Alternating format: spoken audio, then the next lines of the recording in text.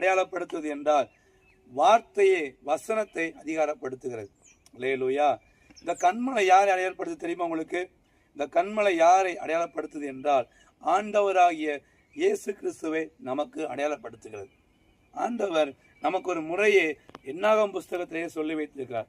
என்ன முறை அப்படின்னா, உன் தேவைகளை ஏதாவது தேவைன்னா நீ ஏசப்பாட்ட எப்படி பேசணும்னா வசனத்தை கொண்டு பேசணும். அல்லேலூயா.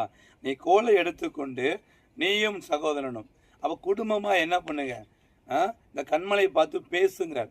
அப்போ வசனத்தை வச்சு பேசுகிற பொழுது கிறிஸ்துவாகிய கண்மலை இயேசு கிறிஸ்துவிடமிருந்து தண்ணீர் புறப்படும். அது உங்களுக்கும் உங்களுடைய குடும்பத்திற்கும் ஆசீர்வாதமாக இருக்கும். ஜீவ தண்ணீர் நம்முடைய பரிசுத்த ஆவியானவரை குறிக்கிறது. முதலாவது கோலை எது அடையாளப்படுத்துகிறது சொன்னேன்? வசனத்தை அடையாளப்படுத்துகிறது. கண்மலை எதை அடையாளப்படுத்துகிறது? கிறிஸ்துவை அடையாளப்படுத்துகிறது. ஜீவ தண்ணீர் எதை அடையாளப்படுத்துகிறதுனா பரிசுத்த ஆவியை அடையாளப்படுத்துகிறது. அல்லேலூயா. அவன் தேவ பிள்ளைகளே, நீங்கள் ஜெபிக்கும் பொழுது நீ கோலை எடுத்துக்கொண்டு வசனத்தை எடுத்துக்கொண்டு ஜெபிக்கும் பொழுது இந்த கண்மலையாம் கிறிஸ்துவிடத்திலிருந்து ஜீவ தண்ணீராம் ஆவியானவர் புறப்பட்டு வருவார். இந்த ஆவியானவர் வரும் பொழுது பாருங்க, உங்களுடைய குறைவெல்லாம் நிறைவாகும்.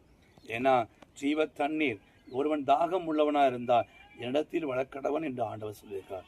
குடும்பத்தில் எத்தனையோ தேவைகள் இருக்கலாம். நீங்கள் ஜெபிக்கிற பொழுது பரிசுத்த ஆவியானவர் அவர் அசைவாட உங்களுடைய குறைவெல்லாம் நிறைவாக்குவார்.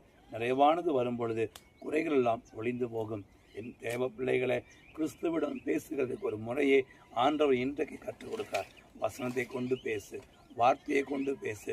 முழங்காலில் நின்று நல்லா ஜெபித்து வசனத்தை அறிக்கை பண்ணி நீங்கள் ஜெபிக்கிற பொழுது இந்த கண்மலையான் கிறிஸ்துவிடத்திலிருந்து தண்ணீர் உங்களுக்கும் உங்கள் குடும்பங்களுக்கும் புறப்படும். நான் உங்களுக்காக ஜெபிக்கிறேன்.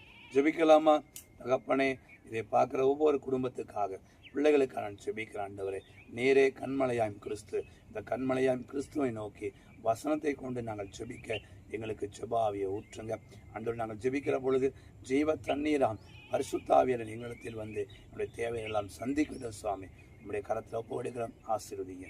இயேசுவின் நாமத்தில் பிதாவே, ஆமென். God bless you.